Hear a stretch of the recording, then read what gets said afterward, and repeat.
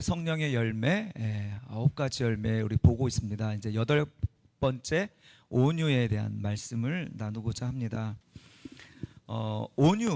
온유라고 하면 이게 온유란 이름이 좋아서 또 이름을 온유로 지은 가족도 참 많이 있는데요. 온유라고 하면 국어 사전에 보니까 성격, 태도 따위가 온화하고 부드럽다 이런 뜻이죠. 그런데 이제 어떤 사람이 여러분 온화하고 이렇게 온유할 수 있을까요? 내 마음의 여유가 없으면, 내 에너지가 부족하면 이게 온유할 수가 있을까요? 부드러울 수가 있을까요?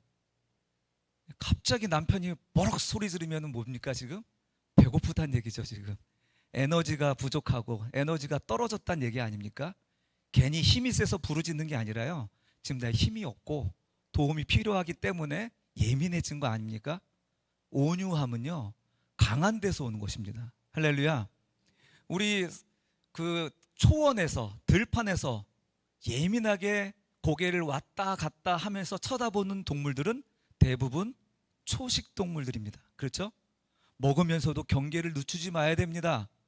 예민해요. 아주 성질이 사납습니다. 그런데요, 사자와 호랑이는요 그냥 들판에 배를 보이면서 자요. 왜요? 강하기 때문에 그렇습니다. 온유함은 겉으로 드러나는 부드러움은, 그 부드러움의 그 기초에는 바로 내면에 단단함이 있기 때문입니다.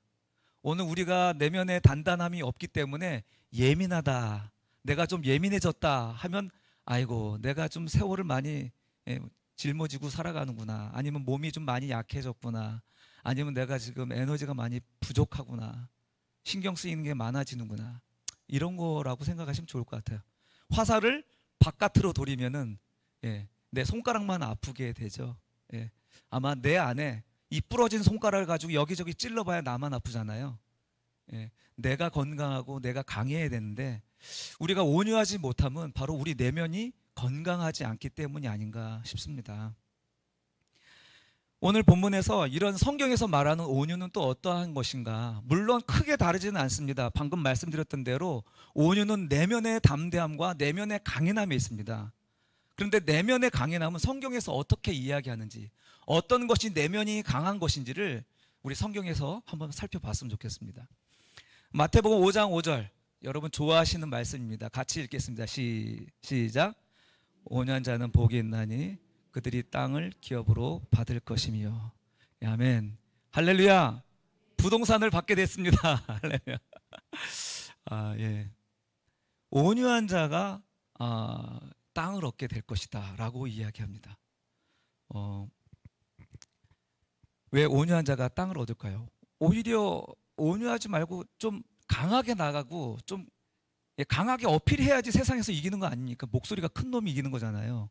근데 온유해서는 안 돼요. 그렇죠? 우리 상식에서는. 우리의 상식에서의 온유함이 아니란 것이 분명해지죠. 그러면 어떤 사람이 그 땅을 기업으로 받을 수 있을까? 그 온유한 사람이랬는데 그게 누구인가? 여러분, 이스라엘 땅을 기업으로 누가 받았죠, 여러분? 이스라엘의 가나안 땅을 누가 기업으로 받았습니까?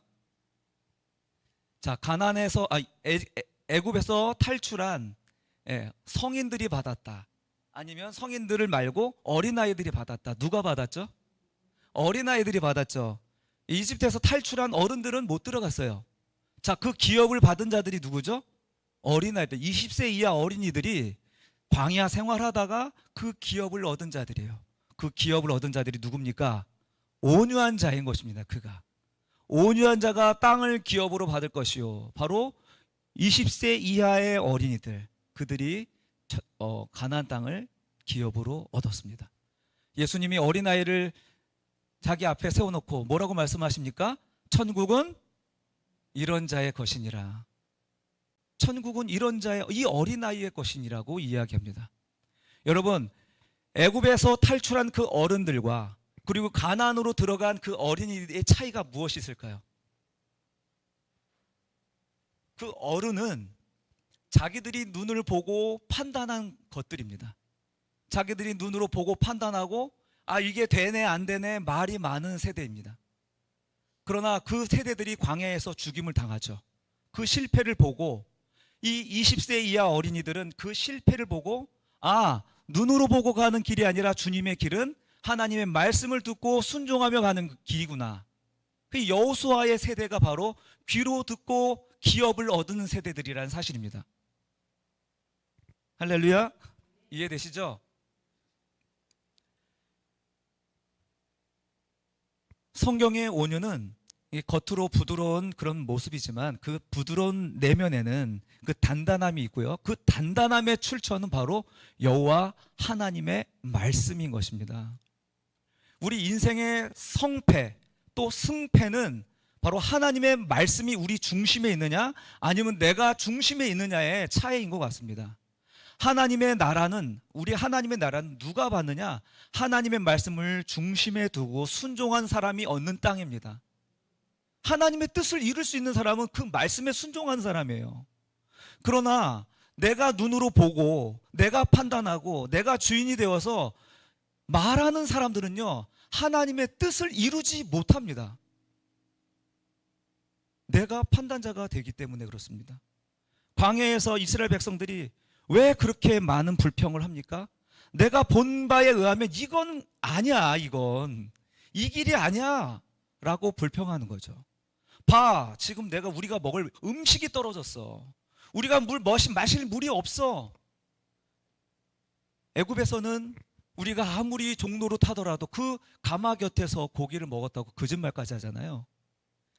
예, 내 말을 설득하기 위해서 거짓말까지도 하잖아요. 서슴지 않고요.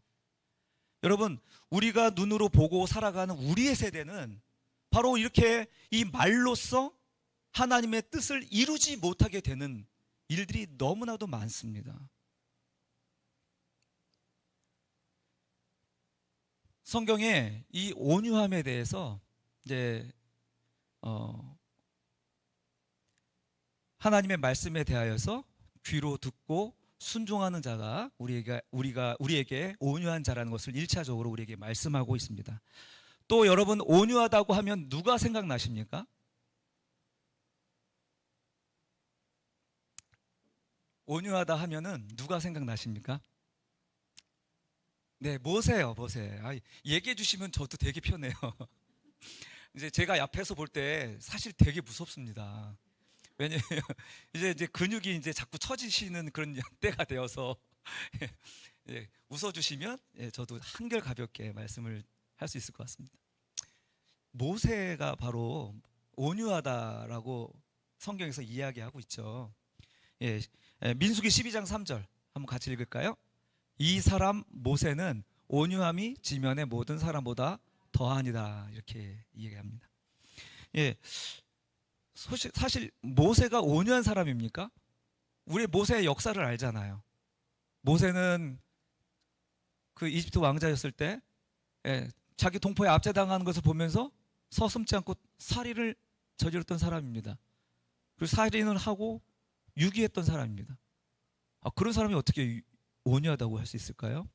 뿐만 아니라 이제 동족들이 그거에 대해서 감싸는 게 아니라 오히려 나무라니까 배신감에 그냥 그 왕이고 뭐고 그냥 다 던져버리고 광야로 도망친 도망자 아닙니까? 그러니까 욱해서 자기의 모든 문제를 해결할 생각은 안 하고 배신감에 그냥 열받아서 행동에 옮기는 사람 아닙니까? 어떻게 보면 베드로 같은 사람 아닌가요? 그냥 칼을 들고 말고의 길을 확 잘랐던 그 베드로처럼 돌을 들어서 확 사람을 살인했던 살인자인데 하나님께서는 그를 향하여서 온유한 자라고, 또 온유한 모든 사람들 중에 지면에 있는 모든 사람들 가운데 가장 온유하다고 얘기하는 것입니다. 왜 그를 가리켜서 온유하다고 말씀하겠습니까? 먼저 우리가 앞서 말씀드린 대로 하나님의 말씀에 의해서 이 자가 온유한 사람으로 만들어졌죠. 그래서 하나님의 말씀에 순종할 수밖에 없는 자이기 때문에, 하나님에게 유일한 내 말에 순종할 수 있는 자이기 때문에 지면에서 이 사람만큼 온유한 자가 없다라고 얘기하는 거죠. 또 하나 뭐냐면, 이 온유란 단어가 아나부라는 히브리 단어입니다. 아나부라는 단어는 무거운 짐으로 억압된 상태를 의미합니다. 무거운 짐을 지고 뭔가 억압된 상태예요. 그러니까 뭔가 무거운 어떤 사명감을 지고 견디고 받아들이는 모습이 온유라는 것입니다. 온유의 모양이 좀 그려지십니까? 그래서 민수기 12장 3절 방금 읽었던 말씀을 보시면 모세가 사실은 구스 여인을 취했을 때 누나와 형이 막 책망을 했거든요. 비난을 했거든요.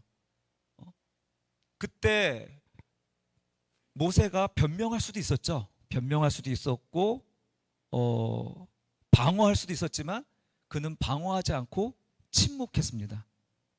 그리고 하나님이 나타나셔서 그것을 줄세워 주셨죠. 온유가 바로 어떤 문제에 대해서 우리가 막 말로 끄집어내고 떠드는 게 아니라요, 일단 견디고 받아들이고 참는 것이 그 온유의 이미지입니다. 온유의 이미지. 광야에서 눈으로 보는 습성을 가지고 있는 사람들, 광야 40년 내내 얼마나 말이 많았습니까? 그 말이 세우는 말이 아니라 부정적인 말이고 또 불신의 말들이었습니다. 이런 말들이 공동체 안에 가득하면 하나님의 나라가 이루어지겠습니까? 이루어지지 않는 거예요. 그러나 귀가 발달한 이 세대, 여호수아의 세대, 그리고 온유가 승하다고 한 모세, 그 판단하는 말이 아니라 오히려 질문이 일어나서 질문하는 말이겠죠. 판단하는 말이 아니라 이거 어떻게 해야 됩니까? 무엇입니까? 질문하는 것이죠. 온유한 자들은 하나님께 질문을 쏟아내는 사람입니다. 그러나 온유하지 않은 사람들은 사람들을 향하여서 판단하는 사람들입니다. 모세가 바로 그와 같이 온유한 자였음을 이야기하고 있습니다. 여러분, 사실 말이 많고 부정적인 말을 쏟아내는 사람들은 어떤 사람인가? 불안한 사람입니다. 불안해. 심리적으로 불안해가지고 자꾸 말을 하는 거예요. 그리고 믿음이 없기 때문에 자꾸 말을 하는 겁니다. 롯데월드에 애들 데리고 갔습니다. 한번 뭘 타려면 1시간에서 2시간 기다려야 돼요. 그래서 우리 애들 잘 타라고 엄마랑 나랑 아내랑 저랑 이제 각 타고 싶어하는 줄에 서서 기다립니다. 그러면 이제 애들 딴 거 타고 오면은 이제 제가 서 있는 자리에 와가지고 줄 서 있고 뭐 이런 일을 하느라고 이제 롯데월드에 간 적이 있습니다. 근데 이따가 보니까 저쪽 한 무리 한 귀퉁이에서 시끄러워. 뭐가 소리가 나고 시끄럽고 말이 많고 소리도 꽥꽥 지르고 막 그래요. 봤더니 어디냐면 귀신의 집이에요. 귀신의 집. 귀신의 집에 들어갈 때 소리 지르고 나올 때 소리 지르고 또 막 말이 많아요. 뭐 어쩌고 저쩌고 막. 여러분, 두려움과 어떤 미지에 대한 어떤 그런 상황에 놓여 있으면 우리들이 습관적으로 말이 많아지는 게 있는 것 같습니다. 여러분들은 어떤지 모르겠어요. 우리가 불안하고 미래에 대한 확실함이 없으면 우리가 말이 많아져요. 그러니까 이 광야 세대 사람들이 이렇게 말이 많은 것은 사실은 하나님이 인도하심에 대하여 믿음이 없었습니다. 하나님이 그렇게 언약하시고 신실하게 약속하셨고 그리고 기적까지 보여줬는데 그것을 믿지 못하는 그 반응이 뭡니까? 부정적인 말들이 그 반응이란 것입니다. 그러나 믿음으로 내면이 단단하고 그 언약을 신실하게 믿는 사람들은요, 하나님이 하시는 일들을 지켜보는 것입니다. 지금 당장에 있었던 일들에 의해서 막 흔들리는 게 아니라 이 또한 하나님께서 지나가게 하시고 또 이 또한 하나님께서 선하게 역사하셔서 선한 일로 완성시키실 것이라는 신뢰가 있는 것이죠. 이건 믿음의 문제입니다. 믿음의 문제. 온유함은 단순한 부드러움이 아닙니다. 내면의 큰 확신으로 인해서 단단한 마음가짐이 바로 온유함입니다. 그리고 더 중요하고 더 가치 있는 일 때문에 무거운 짐일지라도 그것을 짊어지고 참고 견디고 인내하는 거, 이게 온유인 것입니다. 그래서 이 온유함, 이 참고 견디고 인내하는 이 사람을 주님은 기뻐하십니다. 마태복음 11장 28절 같이 읽겠습니다. 시작. 수고하고 무거운 짐진 자들아 다 내게로 오라. 내가 너희를 쉬게 하리라. 나는 마음이 온유하고 겸손하니 나의 멍에를 메고 내게 배우라. 그리하면 너희 마음이 쉼을 얻으리니. 할렐루야. 주님이 온유함으로 무거운 짐을 지고 이 땅에 오셔서 그래서 그 십자가에서 사람들이 수많은 질문을 쏟아내지만 아무런 말하지 아니하고 마치 도수장에 끌려가는 어린 양이 그 깎는 자 앞에서 얌전하고 입을 열지 않은 것처럼 예수님은 그 입을 열지 않고 담대히 십자가의 길을 걸어가셨잖아요. 그 예수님의 온유함, 그 마음을 알아줄 수 있는 그 온유함의 열매를 맺은 성도들에게 주신 말씀이에요. 수고하고 무거운 짐진 자들아, 그래 잘 참았어. 요거 잘 순간 넘겼어. 네가 판단하지 아니하고 나를 신뢰함으로 나를 기다린 거 잘했어. 그래서 너는 반드시 쉼을 얻으리라. 이 온유한 자가 하나님의 땅을 기업으로 얻는 것입니다. 이사야 53장 7절 예수님의 온유함을 이렇게 얘기하죠. 같이 읽겠습니다. 그가 곤욕을 당하여 괴로울 때에도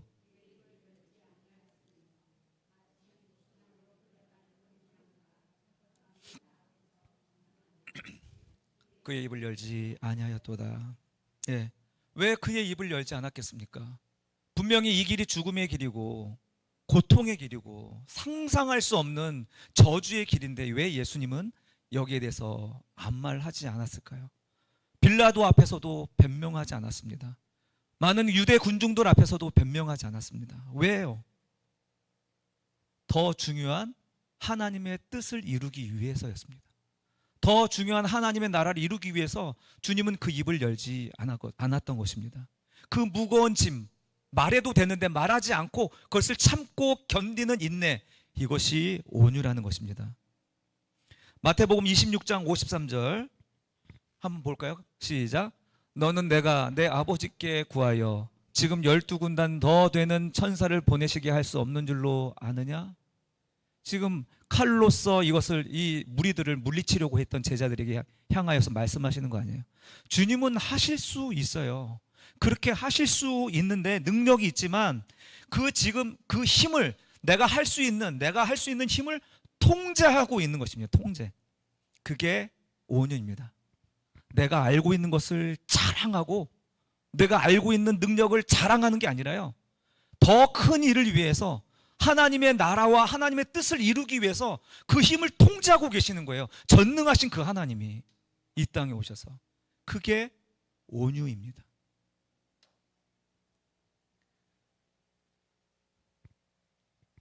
여러분, 이 온유를 성령 안에서 오늘 우리 각 사람 안에 열매 맺게 하신다는 사실입니다.